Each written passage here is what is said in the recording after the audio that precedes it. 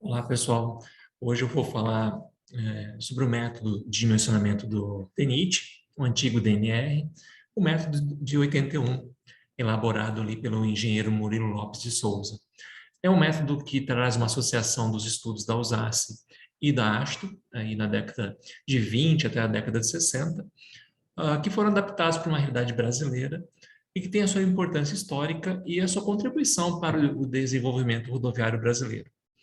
É claro que esse método é muito baseado no empirismo, né? A sua estrutura é muito dependente das observações. Então, é um método que tem suas limitações. Funcionou, né, durante muito tempo, contudo, a evolução do tráfego, a alternância das condições de contorno acabam resultando em problemas precoces na estrutura de um pavimento, e chegou a hora de mudar o método. Esse método foi alterado aí recentemente, e hoje o que é preconizado pelo DENIT é o método Medina. Contudo, isso não nos livra, não nos obriga a deixar o método do DENIT de lado, de 81. É preciso entender como é que ele é, o que ele é feito, quais são as suas limitações, para entender todo esse capital, né, de estruturas de pavimentos que nós temos até hoje, que foram baseados, em sua maior parte, no método do CBR, no método do DENIT. Tá? Então, essa aula é uma aula que eu vou tentar fazer bem prática, bem rápida, de modo que a gente entender como é que funciona essa sistemática. Então, primeiro de tudo, no método CBR, qual que é o propósito? O propósito é proteger uma camada. E a camada que tem que ser protegida é o subleito. Mas proteger do quê? O princípio é proteger de um tipo de defeito. Qual é o defeito? É a deformação permanente no topo do subleito, que é a camada mais fraca do sistema. Então foi assim que surgiu o método, lá na década de 20, de 40, né? Com essa filosofia de proteger o subleito de deformações excessivas. E para proteger o subleito dessas deformações, qual que era a solução? A aplicação de uma camada granular. E sobre a camada granular, uma camada de tratamento asfáltico para proporcionar rolagem aos veículos. Pronto, basicamente é isso. Então a gente sempre tem que pensar em quem eu estou protegendo. Qual que é a espessura de material granular que eu vou colocar para proteger essa camada? Então, vou compartilhar a tela com vocês aqui para dar início a essa aula. Então, eu tenho que proteger essa camada que eu falei para vocês, através de uma espessura de material granular e também considerando qual que é o tráfego. Qual que é o tráfego projetado? Eu vou dimensionar essa espessura para essas duas entradas, suporte do subleito e o meu tráfego solicitante. Então, nós temos no ábaco de dimensionamento essas duas entradas. O CBR da camada que eu estou protegendo e o número de solicitações, nosso N. Então, vamos fazer um exemplo aqui. Vamos imaginar que nós estamos com um pavimento a ser projetado em que o subleito, nossa camada de subleito, ela tem um CBR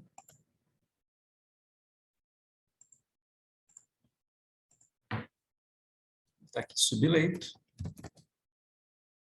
CBR de 6%, um chutômetro. Tá?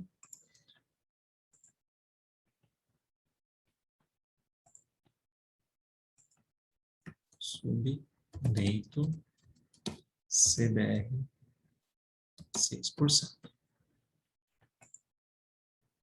Joia. Então, eu tenho que dimensionar uma espessura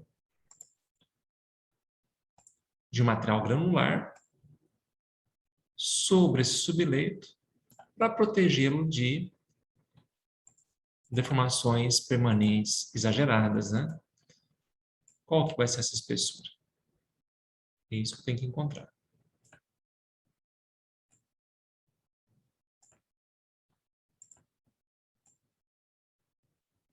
Vou chamar essa altura de H. Tá? Vou encontrar esse H aqui. Então, eu preciso também do número n. Vamos chutar aqui o número n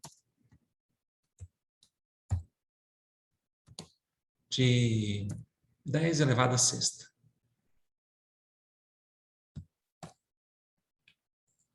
Eu tenho os dois dados de entrada. Agora eu volto lá para o meu ábaco de dimensionamento.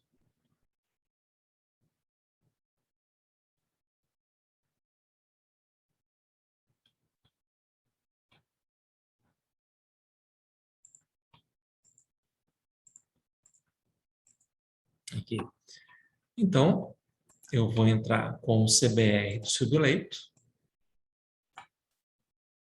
No nosso caso foi 6, então é essa linha aqui.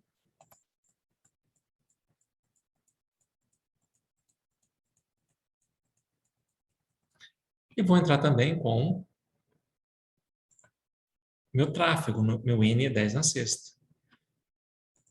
Então, eu entro com 10 na sexta, procuro o CBR de 6% e vou determinar aqui a minha espessura de base granular. Deu 52 centímetros. Então, teoricamente, o pavimento está dimensionado. Acabou nossa brincadeira já. Esse H é 52 centímetros. Pronto, nosso subleito está protegido de deformações excessivas. A partir desse momento, eu construí uma base granular de 52 centímetros. Agora, é um bom projeto? Satisfaz aí as necessidades do usuário? Não, né? Ninguém gosta de andar de cima de brita, certo? Então, eu posso, dentro desses 52 centímetros, colocar uma camada asfáltica para proporcionar uma condição de rolamento melhor para o meu usuário. Qual será essa espessura de camada asfáltica? Eu posso vir aqui, na nossa aula, e encontrar essa orientação aqui também que está no manual do DENIT. Espessura mínima do revestimento asfáltico, dosado segundo o método Marshall, que vai garantir que essa capa não rompa. E é dependente justamente do nosso número N. Qual que é o nosso número N desse exemplo? Nós adotamos 10 na sexta. Então, N igual 10 na sexta. Eu precisaria de apenas um tratamento superficial. Lembrando que o tratamento superficial não tem aí uma resistência, uma capacidade de suporte. É mais justamente só para fornecer rolamento, né? Uma condição de conforto e segurança para esse usuário. Então, nosso projetinho, ele ficaria com uma camadinha asfáltica, aqui, uma camadinha de tratamento superficial, né? Aqui em cima. Em cima por quê? Porque ele não tem capacidade estrutural, é zero. Então, se eu colocar o tratamento aqui dentro de 52, vai estar faltando espessura nesse pavimento. Porque a capacidade estrutural do tratamento é zero. Então, eu coloco em cima para não perder os 52. Pronto? Joia. Está projetado. É claro que eu posso ainda refinar esse projeto. Afinal de contas, uma base 52, você pode jogar bastante espessa. Eu posso tentar substituir parcela dos 52 por uma subbase com material menos nobre, material mais barato. Então, eu poderia pensar nisso. Eu vou apagar isso aqui, vou apagar isso aqui, e vou tentar colocar agora mais uma camada de subbase.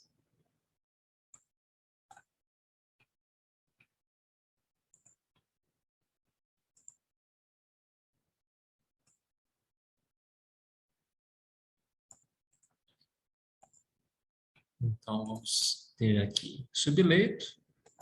Vou tentar colocar uma subbase e a nossa base. Então, nós temos aqui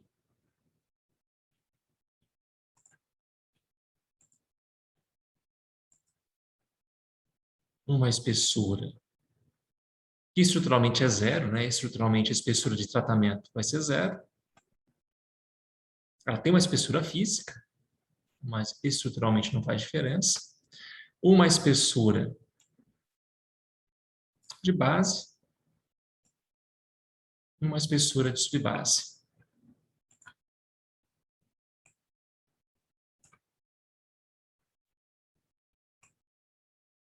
O desenho não ficou bonito, mas dá para entender, né?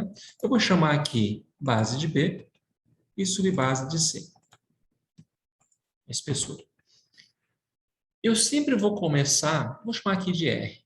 O revestimento aqui não é revestimento, é um tratamento, mas vou chamar de R. Então, eu tenho uma espessura total de pavimento, que eu vou chamar de H. E esse H é a função do número N e do CBR subleito. Deu quanto? Deu 52. E agora estou tentando colocar mais uma camada. O que é esse H? Eu posso falar o seguinte, que o H ele é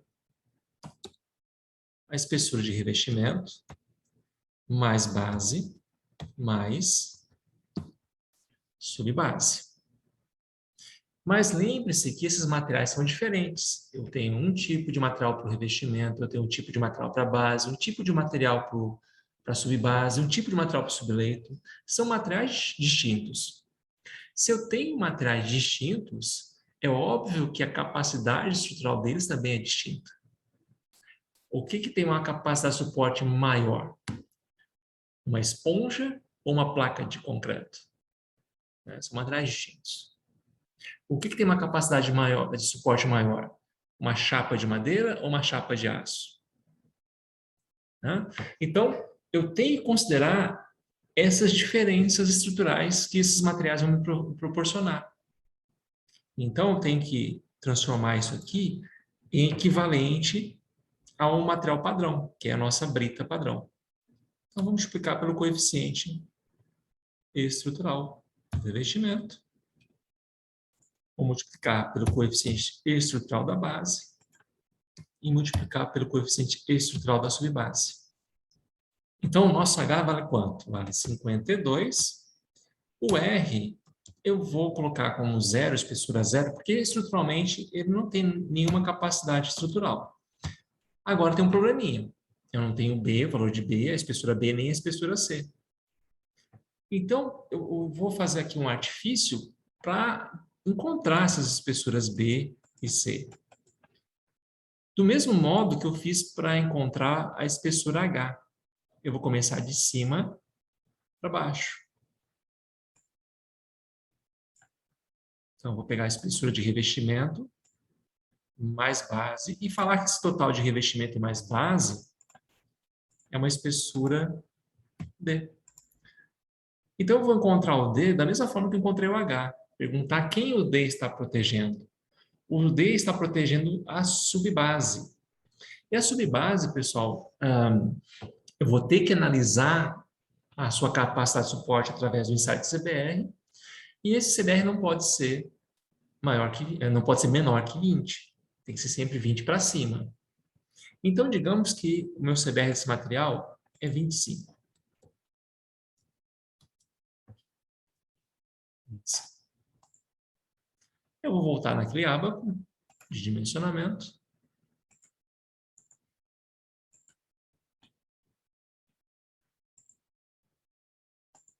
Vou procurar o CBR que eu estou protegendo, que é 25. Opa, não tem 25, é 20 o máximo.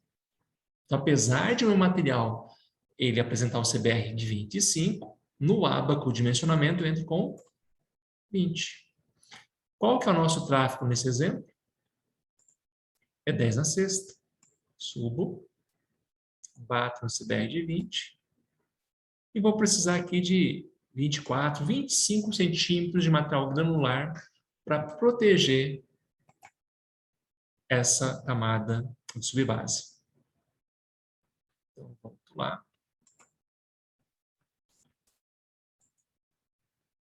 Então, esse D, ele vale 25.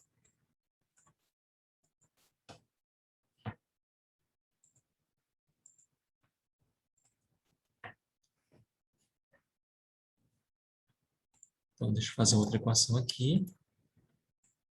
O que é o nosso D?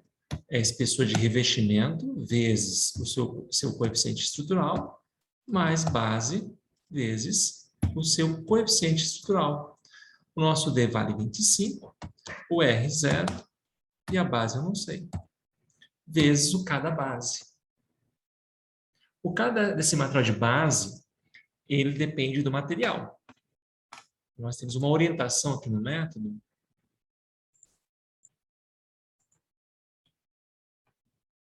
quanto a esse coeficiente.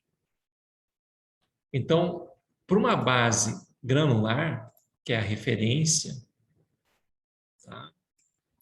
O K é 1. Então, eu vou lá e vou admitir que esse K é 1.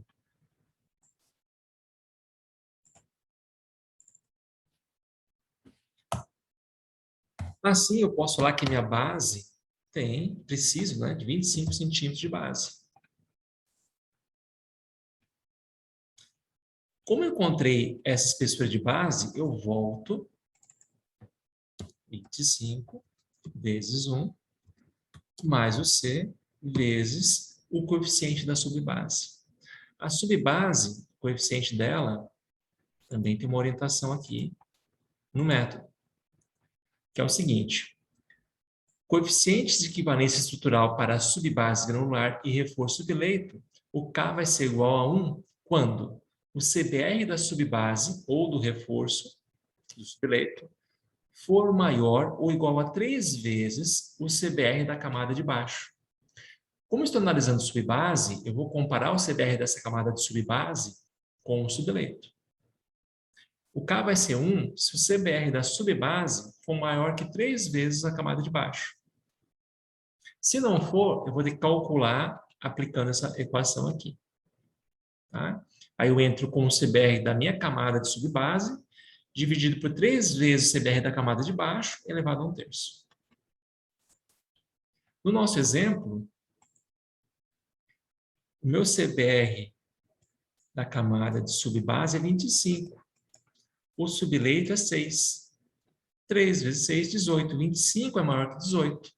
Então, o meu K será 1. Assim, a gente consegue, né, determinar aí a espessura de material de subbase nesse exercício. 27 centímetros. 27 centímetros. Então, reparem.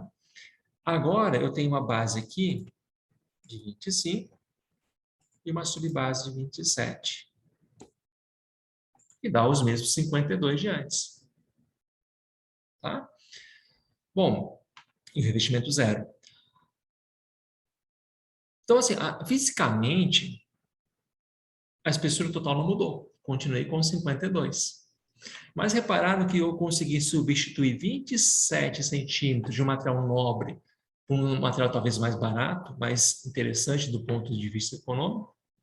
Então, a inserção dessa camada de base, de subbase, pode resultar num pavimento mais interessante economicamente, mais barato.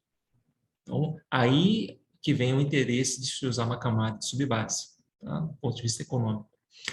Bom, então o princípio do método é esse. Não tem aí nenhum segredo, super simples, né? Os materiais são bem limitados no método. Então, como é que eu faço para usar um material que não tem no manual? Aí que entra a próxima aula, que seria uma avaliação mecanicista, com base nas propriedades do material que você vai utilizar. Mas, nesse método do engenheiro Murilo Lopes de Souza, o que nós temos são esses materiais aqui que estão listados. E, além disso, existem requisitos para você ali poder saber se o material é próprio para essa obra de pavimentação ou não. A começar pelo subleito. O subleito, o solo natural que eu tenho lá compactado, ele só vai servir para mim como subleito se o CBR for maior que 2, ou igual a 2, e expansão também não for maior que 2. Tá? Se for, você vai ter que dar outro jeito. Ou tratar material, ou substituir material. Para reforço de leito, o requisito é que o material do reforço ele seja melhor, né, em termos de resistência, em termos de capacidade de suporte, do que o subleito. Senão não faz sentido de existir. E expansão também é limitada a 1%. Para subir base, CBR, como eu falei, no mínimo 20, tem que ser sempre aí 20 para cima. Expansão também limitada a 1%.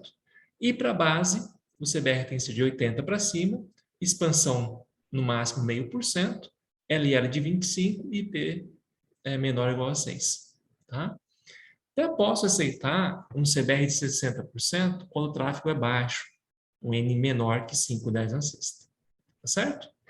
Pessoal, então esse é o método do DENIT, de 81.